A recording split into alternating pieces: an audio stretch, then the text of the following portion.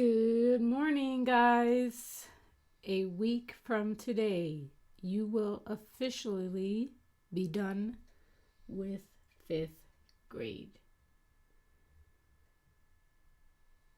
You can do it, people. Only a few more days. Really, this is probably going to be my last YouTube video where I'm like teaching you something. There'll be a couple more. A special one will come next week, so stay tuned. But I think this is going to be the last one where I'm actually teaching you. So, sad, but good at the same time. Bittersweet. All right, so today in math, we are doing exactly what you did yesterday, except in word problem form. So yesterday, you were dividing a fraction by a whole number. Now, I know a lot of you forgot how to do this.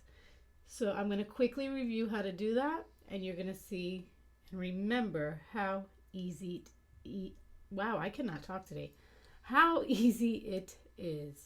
Right? So, first problem we have is 1/5 divided by 5. Before I even start, remember the saying, start with a fraction, end with a fraction. Start with a whole number, end with a whole number. That was for when we were dividing fractions. So that applies here.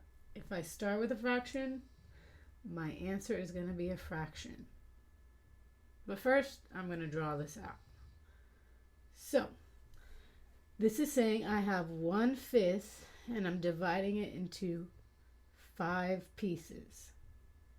So first thing I have to do is draw 1/5. But in order to draw 1/5, since it is part of a whole, I have to draw the whole. So I'm going to draw one whole rectangle. And I'm going to split it into 5 pieces because I need 1/5. There we go. 1, 2, 3, 4, 5. And I'm going to split each of these 5 pieces into 5 pieces. Because I need to take 1/5 and split it into 5 pieces. Okay, so splitting into fifths kind of sucks, but we're going to try. So I'm just going to go all the way across so that I'm cutting each of them into 5 pieces. 1, 2, 3, 4, 5. There we go. 1, 2, 3, 4, 5. Each one is split into 5 pieces. And I'm going to shade one of them in because I'm focused on, okay, how big is one of these 5 pieces of 1/5? So I have 1 out of 1, 2, 3, 4, 5, 6, 7, 8, 9, 10, 11, 12, 13, 14, 15, 16, 17, 18, 19, 20, 21, 22, 23, 24, 25. Okay, so remember, a lot of you caught on to the trick that really all you need to do is pay attention to whether or not it starts with a fraction, ends with the fraction, and then you can just multiply the denominator by the whole number, and you're done. That only works though when we're talking about unit fractions with fractions that have a 1 as a numerator. Once you have numerators that are more than 1, that doesn't always work. But that you'll do next year. But you can go ahead and just multiply the denominator by the whole number. And if it starts with a fraction, it's going to end with the fraction. And that fraction is going to have a 1 as the numerator. And you're done. Period. So now you have this problem. I'm going to read it to you. We're going to figure out what it is that we're dividing. And then you're going to write the answer in the comments. Amaya has 1/5 of her book left to read for a book report. She has 3 days to finish the book. If she splits the reading evenly among 3 nights, how much will Maya read each night? Okay, so she has 1/5 and she has 3 days to read it. So we're going to take that 1/5 and we're going to split it into 3 nights.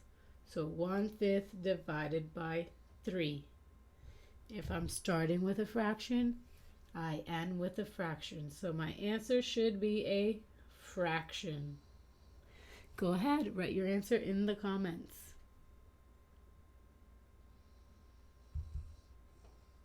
And then finally, your exit slip. Please be sure you are careful when answering the exit slip. I've had several people ask me if they can have another try. I have no problem doing that, but just take your time when doing the exit slips. Make sure that's the answer you would like to choose. Starts with a fraction, ends with a fraction. And then in science, basically all you're doing is you are gathering some materials for something that you will build tomorrow. And you are going to list the properties and how that can help you. Okay? Okay. Have a fabulous day. I miss you all. I miss talking to you on the phone, seeing you in Zoom.